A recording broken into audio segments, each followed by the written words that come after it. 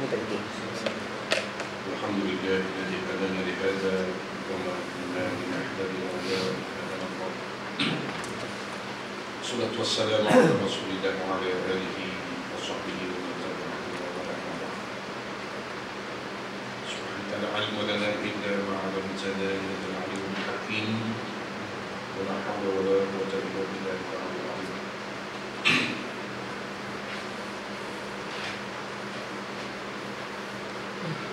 Kuasa Pegawai Masjid Surau Luqmanul Hakim, hadirin hadirat muslimin muslimat yang dirahmati Allah Subhanahu wa taala sekalian. Syukur pada Allah Subhanahu wa taala pada malam ini kita dapat bersama-sama dalam siri pengajian sirah Nabi sallallahu alaihi wasallam. Kita sampai kepada perbincangan berkenaan dengan Ghazwah Uhud, ya, peperangan Uhud, salah satu peperangan yang juga terkenal dalam sejarah Islam. Dia berlaku dalam suasana hari raya 15 Syawal tahun 3 Hijrah. Dan sebab musabab berlakunya peperangan ini surat 88, ya, yakni Quraisy, kafir kufur Quraisy ini ingin menuntut bela terhadap kekalahan mereka dalam peperangan Badar.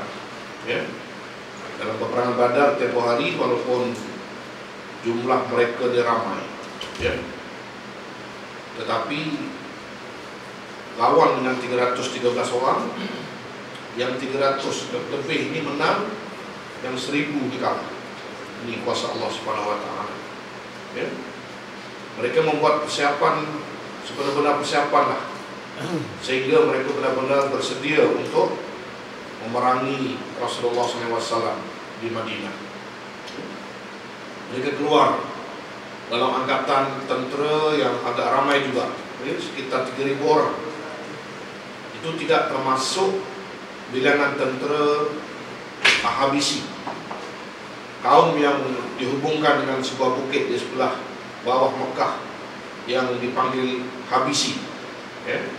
Mereka juga merupakan suku Sakat ataupun sekutu Quraisy. Itu maknanya 3.000 mungkin campur dengan golongan daripada Habisi ini, ya, maknanya lebih kurang 3.500 macam itu lebih kurang, ya. Tidak termasuk bilangan tentara Habisi itu dia disebut begitu, ya. Dalam angkatan ini terdapat 700 tentera berbaju perisai lengkap, 700 orang memakai baju besi, ya. Dan kemudian 200 pahlawan berkuda. Bersama mereka juga wanita-wanita, termasuk Hindun binti Utsbah ini. Dan bersama Hindun ini ada 17 orang lain, ya, ada 16 orang lah. Seorang Hindun namanya, barangkali itu ketua wanita. Kemudian yang 16 orang itu pengikut dia, ya. Dan Hindun bin Utsbah ini adalah merupakan isteri Abu Sufyan, ya. Maknanya dia datang berperang tu dengan dendam kesumat tu, Hindun tu. Dia nak cari siapa yang bunuh bapanya. Bapanya telah terbunuh dalam Ghazwah Badar hari itu. Jadi dia nak cari, dia balas dendam, ya. Dia pun datang bersama-sama dengan tentera-tentera kafir Quraisy dan peperangan Uhud ini untuk mencari siapa yang mau menjadi pembunuh kepada bapanya. Sebab mereka ni asal usulnya sebagiannya golongan Muhajirin, ini orang-orang Mekah. Jadi mereka tahu, mereka melincam. Rupa walaupun dah beberapa tahun tak jumpa, tapi dicam anak sianu bin sianu dan sebagainya, ya. Jadi sebab itu dia nak cari siapa pembunuh bapa dia. Quraisy bergerak sehingga sampailah ke tengah-tengah suatu wadi yang menghala ke Uhud, ya. Dan di sebelah wadi tersebut ada sebuah bukit tinggi, ya, yang kira-kira, ya, di punya tempat itu 2 batu daripada utara Madinah, ya, di punya lokasi itu, ya, 2 batu daripada utara Madinah, dan bertentangan pula ia dengan bandar Madinah itu. Mengikut pendapat Rasulullah SAW dan beberapa orang sahabat, ya, Nabi SAW, Orang Islam tidak perlu keluar menghadapi mereka. Bahkan orang Islam tidak bertahan di dalam kota Madinah. Sekiranya orang Muslim menyerang mereka, orang Islam akan menghalang mereka. Namun sebagian pemuda-pemuda Islam serta sebagian Muhajirin dan Ansor bersemangat nak keluar, nak keluar dari kota Madinah dan melawan orang-orang musyrik ini di tempat perhimpunan mereka, tempat mereka berkemah atau berkumpul. Tidak serang macam itu. Khususnya mereka yang tidak turut serta dalam peperangan Badar hari itu dan tidak memperoleh kemuliaan berperang dalam kemuliaan tersebut. Sebab ketika peperangan Badar Kubra, Nabi niat asalnya bukannya nak berperang, hanya sekadar nak menghalang rombongan dagang yang berpergi mari dari Syam ke Mekah. Tapi jadi peperangan. Jadi ramai dari peperangan Badar itu hanya puak-puak ataupun pahlawan-pahlawan daripada Ansor, bukan Muhajirin. Jadi yang geng-geng Muhajirin dan sebagian kecil Ansor ni yang tidak terlibat dalam peperangan Badar itu, dia sangat bersemangat, berkobar-kobar untuk turut perang. Telah ada suatu semangat, suntikan dan motivasi. Peperangan Badar yang tentera sedikit boleh menang, mereka inginkan kemuliaan itu sebenarnya, mereka inginkan kemuliaan itu. Sebab itu berkobar-kobarnya mereka ini mencadangkan supaya peperangan ini biar dibuat di luar Madinah. Lantaran itu Rasulullah SAW telah beralah, mengikut pendapat mereka. Ini nak dikata bahawa open-minded, pada terbukanya pemikiran Nabi SAW apabila sesuatu perkara itu bukan wahyu, tapi hanya sekadar pandangan teroi, maka keharusan untuk menerima pandangan sekalipun daripada para sahabat. Itu kadang-kadang para sahabat ini bertanya kepada Nabi, adakah ini wahyu ataupun ini pendapat baginda ataupun pendapat Rasulullah SAW? Jadi bila Nabi kata ini adalah pendapatku ataupun pendapat manusia atau pendapat atau merupakan strategi peperangan sahaja, maka sebab itu tidak ada sebab Nabi untuk menerima pendapat para pemuda yang gagah ni dari geng Muhajirin dan Ansor ini untuk berperang akhirnya di luar daripada Madinah. Baginda masuk ke dalam rumah memakai baju perisai, seraya letakkan dinding perisai di belakang tubuhnya dan memegang tombak di tangan kanan. Maknanya perisai itu diletakkan ke belakang. Tujuannya ya untuk menjadi perisai, tapi tidak digunakan di depan untuk menangkis pedang ombak panah. Dari belakang pun boleh jadi, orang akan tembak dengan panah dari belakang. Itu merupakan perisai, cara menggunakannya lah. Kemudian baginda keluar menemui orang Islam dengan menggantung pedangnya di leher. Mereka yang mencadangkan kepada baginda untuk keluar berperang di luar Madinah telah menyesal pula apabila Nabi bersemangat juga. Nabi dah bersiap siaga dengan pakaian perang dan sebagainya. Timbul pula yang mencadangkan perang di luar tadi menyesal, kerana mereka menjadi sebab memaksa seolah-olahnya, memaksa baginda melakukan tindakan yang bertentangan dengan pendapat pribadi baginda. Tapi itulah yang kita sebut tadi dalam al-harb khud'atun, peperangan itu satu tipu daya ataupun khid'atun. Apa juga pun kita berada dalam organisasi perjuangan jamaah, apabila kita nak melaksanakan kegiatan, event dan sebagainya, tidak hanya kita terima pendapat kita sendiri, tapi kita raih, kita minta pandangan yang terbaik daripada sahabat jamaah ataupun sahabat yang seorganisasi dengan kita. Barangkali pendapat ataupun pandangan mereka itu lebih baik. Jadi sini yang dikatakan seorang pemimpin yang baik itu dia dengar cakap orang. Pemimpin yang baik itu dia tidak overrule kepada pendapat dia sendiri dan menolak pandangan orang lain. Itu namanya bukan pemimpin yang baik. Malah ada kadang-kadang pemimpin ini dalam suatu mesyuarat dia hanya pegang pendapat dia semata, pendapat dan cadangan orang lain itu dicantas dia begitu. Itu maknanya adabnya pun dah tak ada. Ini dari sudut hal ikhwal, mengendalikan organisasi masyarakat dan sebagainya. Sepatutnya pandangan semua orang itu diraih, sekalipun mungkin kita tak buat sependapat dengan apa yang dicadang dan dilontarkan itu, tapi dari sudut berterima kasih, adabnya kena disebutlah. Terima kasih atas cadangan dan kita akan pertimbangkan.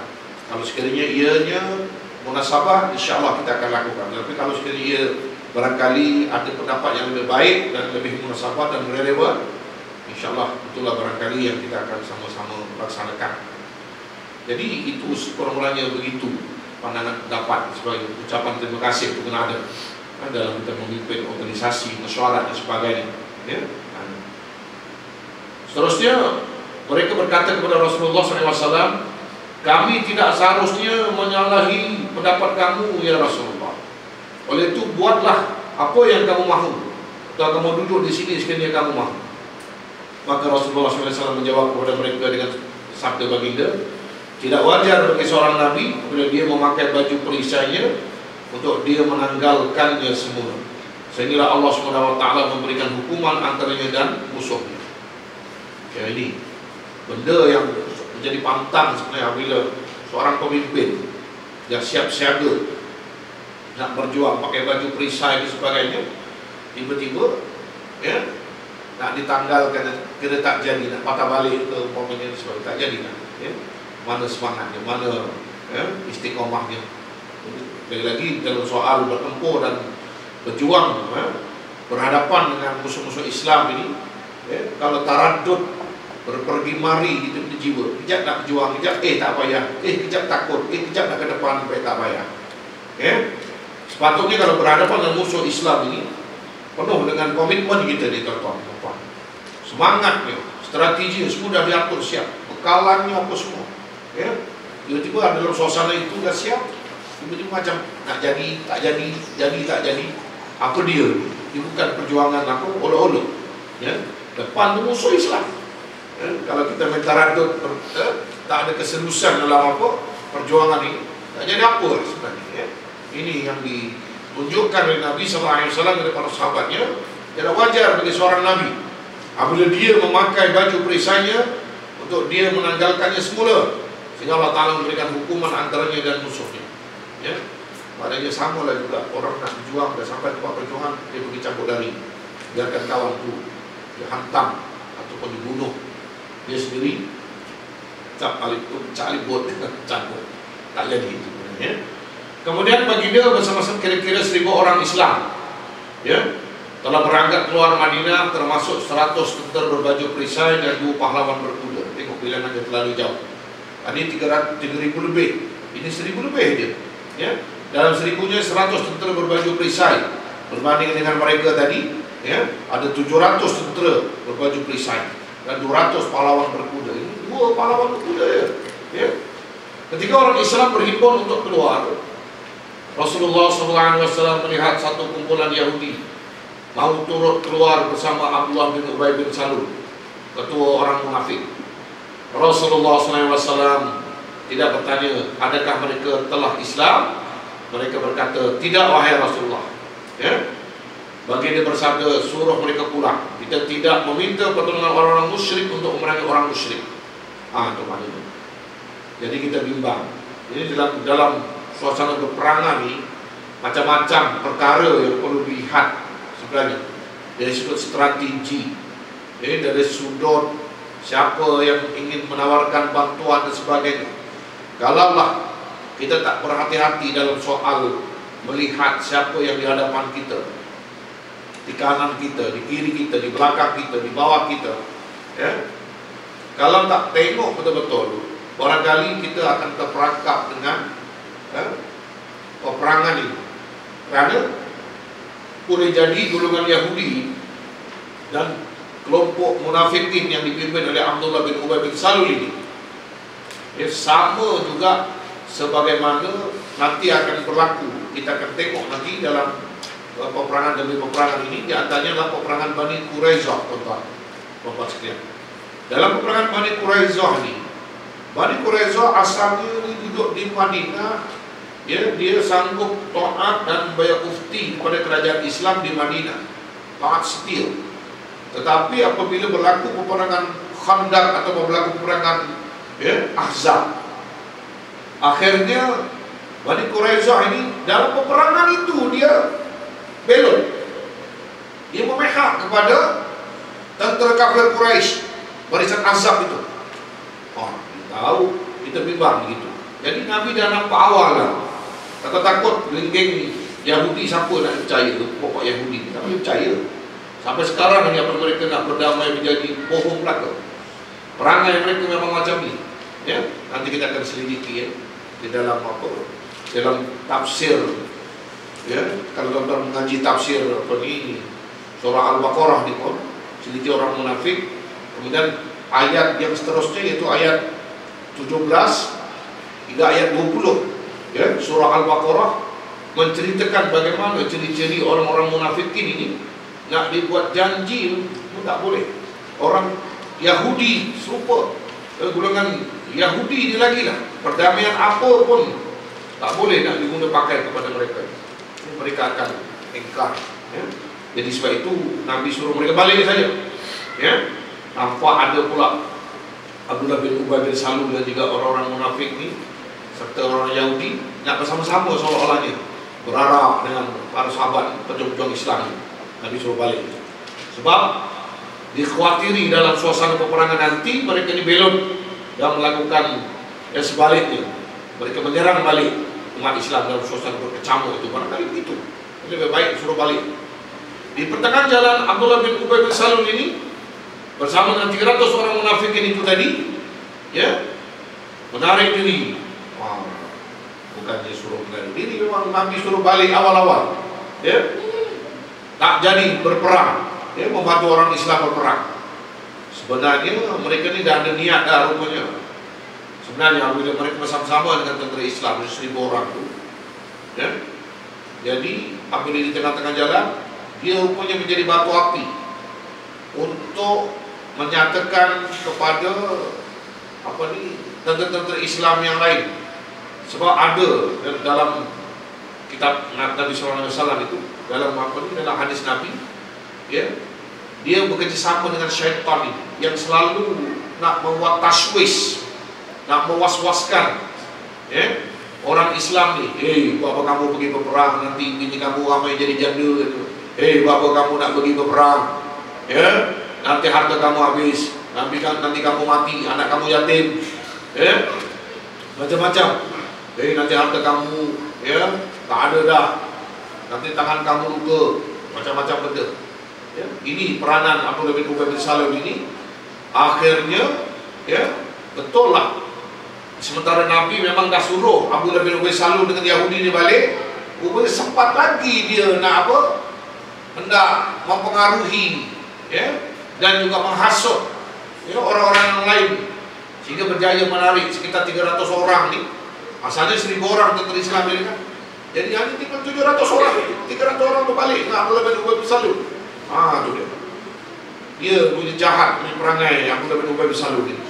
Bukan niat dia nak betul-betul berperang, rupanya nak mempengaruhi, nak menghasut supaya balik cepat. Ni cerita ni. Kemudian Rasulullah SAW dengan 700 orang itu meneruskan perjalanan sehingga sampailah ke medan Uhud. Baginda menjadikan tenteranya membelakangi bukit Uhud. Ini strategi dan menghadap tentera musyrik. Baginda telah membariskan tentera Islam, melantik seorang ketua bagi setiap pasukan, ya. Diagih-agihkan, ya, kerja ataupun pembagian kerja itu ada. Baginda juga memilih 50 orang pemanah yang diketahui oleh Abdullah bin Jubair Al-Ansari, orang Ansari, untuk melindungi bagian belakang orang Islam daripada serangan balas tentera musyrik dari arah belakang, ya. Mana yang diminta supaya mereka naik bukit. Dia membelakangi bukit tinggi, tapi yang atas bukit itu ada 50 orang pemanah, ya, supaya apabila musuh datang daripada depan, sekurang-kurangnya ditembak dulu dengan panah, dia tak boleh mara nak dekat dengan tentera Islam. Itu strategi peperangan yang bagus sebenarnya, ya. Nabi kata, lindungi belakang kami supaya mereka tidak datang menyerang kita dari arah belakang. Hujani mereka dengan anak-anak panah. kuda tidak dapat melawan panah. Maknanya ada panah bertubi-tubi itu dalam suasana peperangan itu, kuda tak boleh dekat, ditakut. Kita akan terus menang sebagaimana kamu tetap tidak berganjak daripada tempat kamu. Ya Allah, aku bersaksikan Engkau dalam menghadapi mereka. Ini yang Nabi pesan kepada tentera Islam, ya, supaya istiqomah berada di atas bukit Uhud untuk menjadi benteng dengan anak panah mereka. Ada saja tentera kafir Quraisy datang nak ke depan, ditembak dengan anak panah. Kuda tak boleh mara ke depan. Ya, itu strategi yang baginda sallallahu alaihi wasallam ajar pada kita ilmu peperangan itu. Ya. Dalam riwayat lain, baginda berpesan kepada mereka, jika kamu melihat kami dilanggar Garuda, hiasan kalau sekiranya ya, tentera kafir Quraisy itu datang ramai-ramai, ya, kepada kebinasaan yang cukup teruk, jangan kamu tinggalkan tempat kamu ini sehingga aku kirim putusan kepada kamu. Ya. Sebab nanti kalau kita tengok dalam peperangan Ahzab dan peperangan Badar hari itu, kita telah baca gitu bagaimana yang dikatakan nusrah minallah, daripada kalangan, ya, malaikat, daripada langit. Kita tak nampak akan turun membantu pejuang-pejuang Islam yang ikhlas ini. Ya. Sebab itu Nabi minta supaya para sahabat ini istiqamah, ya, jangan tinggalkan medan pertempuran walaupun musuh menggasak habis hebat. Sebab Nabi dia tahu nusrah minallah yang akan ada. Syaratnya para sahabat ini ikhlas dan yakin, ya. Tetapi rupa-rupanya, ya, sebaliknya dalam perang Uhud ini. Sekiranya kamu melihat kami mengalahkan kaum musyrik atau kami menewaskan mereka dan mereka terbunuh, jangan kamu tinggalkan tempat kamu sehingga aku hantar utusan kepada kamu. Ini pesan kepada tentera pemanah yang ada di atas bukit. Ya, sekiranya kita menang sekalipun, kamu duduk di atas sana, jangan berganjak lagi. Sebab dia tahu musuh ni ada 2-3 lapisan, ya, tentera. Mungkin yang pertama ni menang Islam, kalah kafir, tetapi, ya, musuh yang lain tu ada ketumbukan lain yang akan datang menyerang. Sebab itu yang jadi pasukan pemanah di atas bukit itu diminta supaya istiqomah, jangan turun. Kemudian bermulalah peperangan. Allah Ta'ala telah membantu dan menolong tentera Islam ini, ya, sehinggalah akhirnya, ya, orang Islam telah membunuh sebilangan besar daripada tentera kafir Quraisy. Pihak musuh kemudian melarikan diri, kalah. Oleh itu orang Islam sibuk untuk memungut harta ghanimah. Harta ghanimah ini harta rampasan perang, ya. Apabila kemah, sebab mereka memang menyerang tempat perhimpunan dan perkemahan mereka. Jadi bila tentera kafir Quraisy ini lari cabut, kemah ditinggal, sudah tentu di dalam kemah tersebut macam-macam peninggalan sebagai harta ghanimah diambil oleh para sahabat yang lain yang berada di bawah, ya, yang di atas bukit pakat tengok begitu, ya, menengok begitu. Tapi para pemanah di belakang mereka itu melihat apabila sebagian para sahabat yang ada di bawah ini, ya, kutip harta ghanimah, mereka yang di atas, ya, bukit itu merasa cemburu, jealous, merasa dia tak dapat lah apa sebagainya. Sedangkan Nabi SAW memberi isyarat awal itu tadi bahawa apa yang kita akan buat sehingga Allah Ta'ala memenangkan Rasulnya, dia para sahabat berpahaman begitu, dan mereka kena fikir bahawa mereka sepatutnya jangan tinggalkan medan Uhud, Bukit Uhud maksudnya. Mereka istiqamah, pertahankan diri di sana, kecuali Rasulullah SAW mengisyaratkan sesuatu, ya. Tetapi mereka rupanya, tuan-tuan, tak sabar, ya. Mereka terfikir untuk meninggalkan posisi masing-masing, khususnya yang ada di atas bukit itu, untuk memperoleh habuan atau ghanimah perampasan perang itu.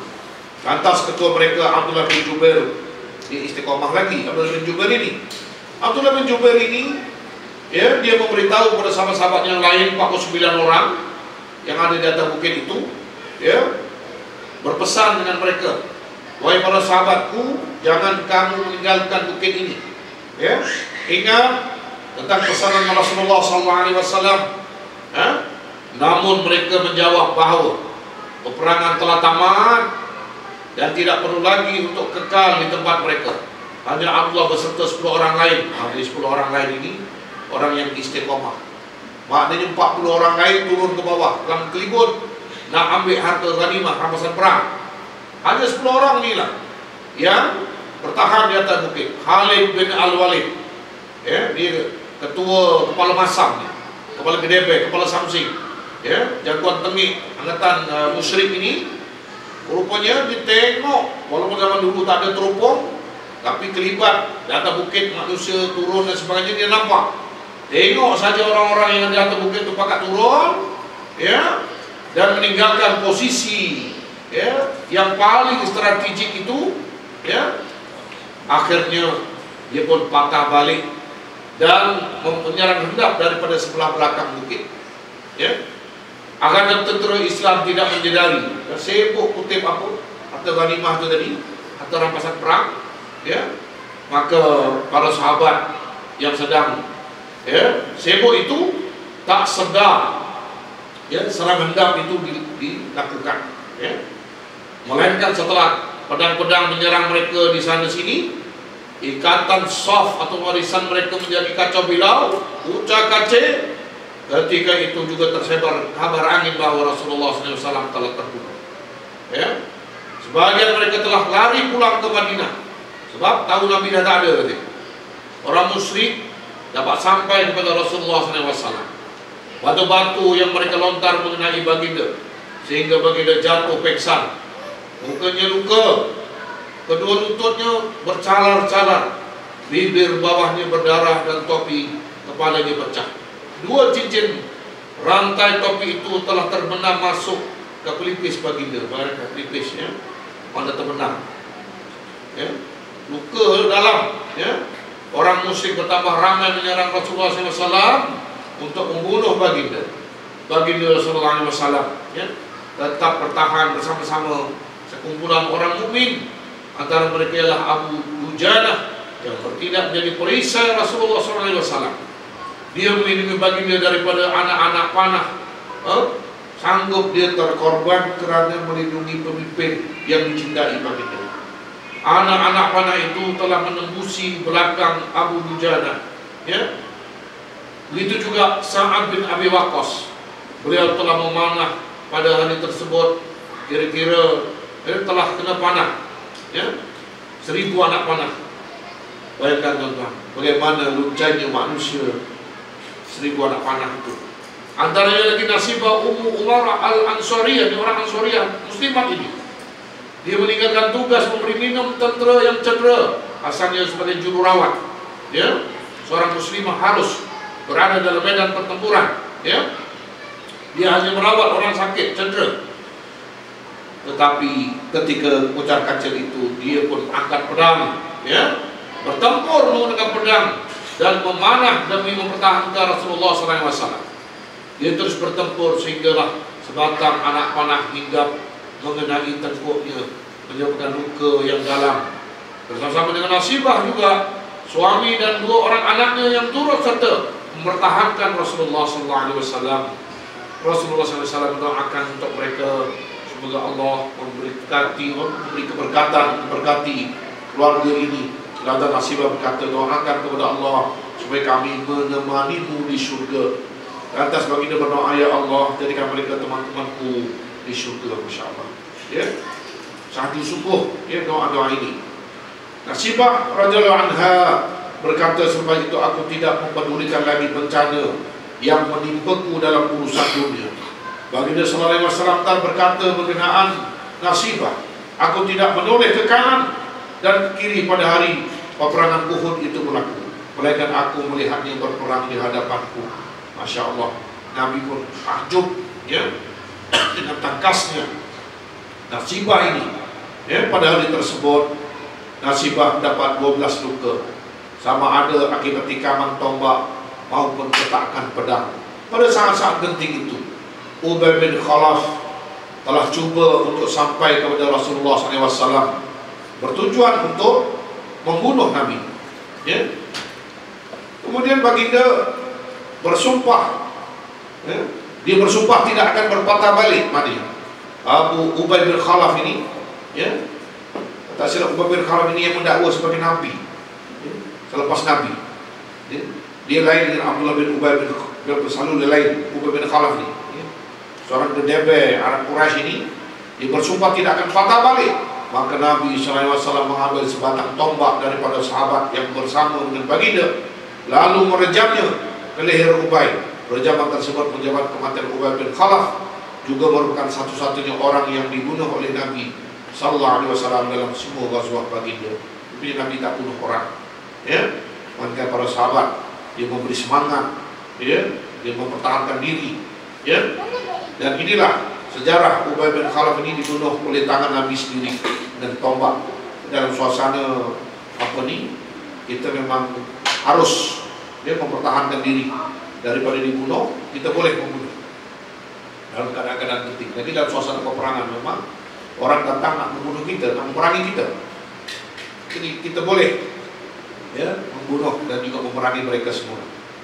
Kemudian baginda SAW dapat berdiri dan bangun, dipangku oleh Talhah bin Ubaidillah dalam suasana kakinya berdarah, bawa luka pada baginda, macam-macam, ya. Baginda memandang ke arah orang musyrik dan ternampak sekumpulan daripada mereka berada di atas bukit. Lantas baginda menghantar sahabat menghalau mereka turun. Saya berkata, tidak sepatutnya mereka berada lebih tinggi daripada kita.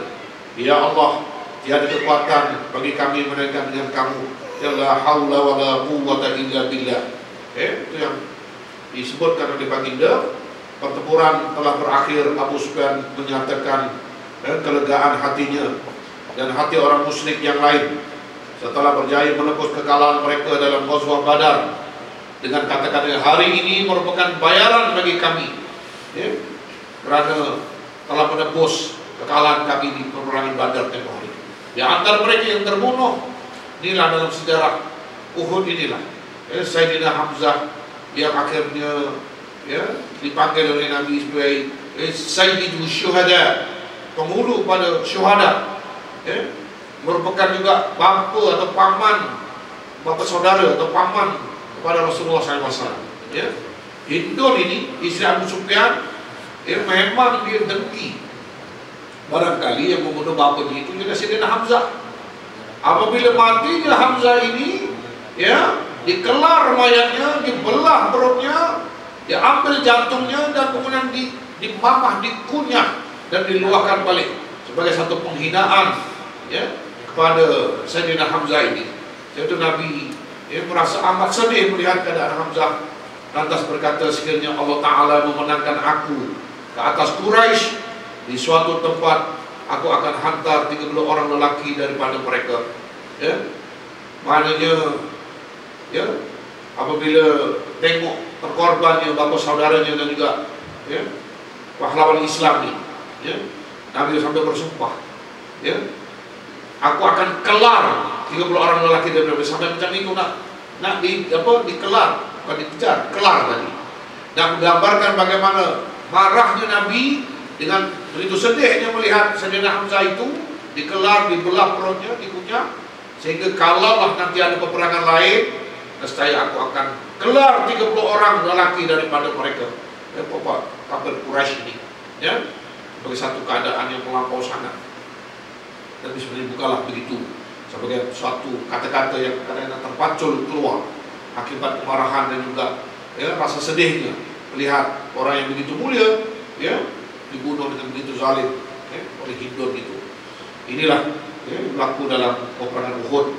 Namun selepas itu Allah Ta'ala melarang daripada menggelar ini. Jadi Nabi tak buat gelar itu sebab Allah Ta'ala tegak, ya.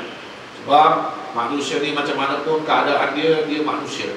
Dia ada, ya, kemuliaan sebagai manusia. Laqad khalaqnal insana fi ahsani taqwim itu.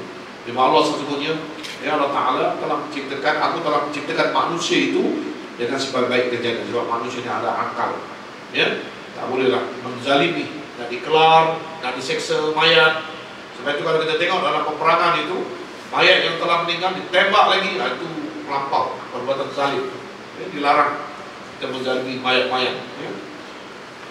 Bila kan orang Islam yang terbunuh dalam pertempuran itu ya, ialah kira-kira 70 orang, ya. Sementara orang musyrik yang terbunuh ialah 23 orang.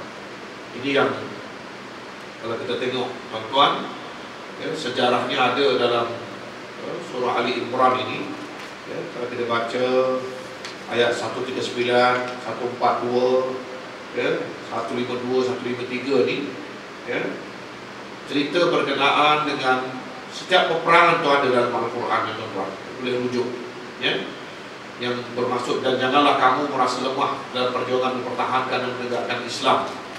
Janganlah kamu berduka cita terhadap apa yang akan menimpa kamu, padahal kamulah orang-orang yang tertinggi. Wa antumul a'launa, ya, wala tahzanu. Ada ayat yang begitu yang menyatakan sebenarnya kamu inilah yang paling yang paling hebat. Sebab apa? Kalau Nabi tidak memberi perangsang kepada umat Islam ini, ya, dengan keadaan suasana yang sangat memilukan itu, nanti umat Islam ini akan ya, merasa lemah dan sebagainya. Jadi sebab itu Nabi berikan galakan dan rangsangan, ya, berkenaan dengan suasana yang menimpa dalam peperangan Uhud itu, kan dalam keadaan yang sangat mencabar keimanan.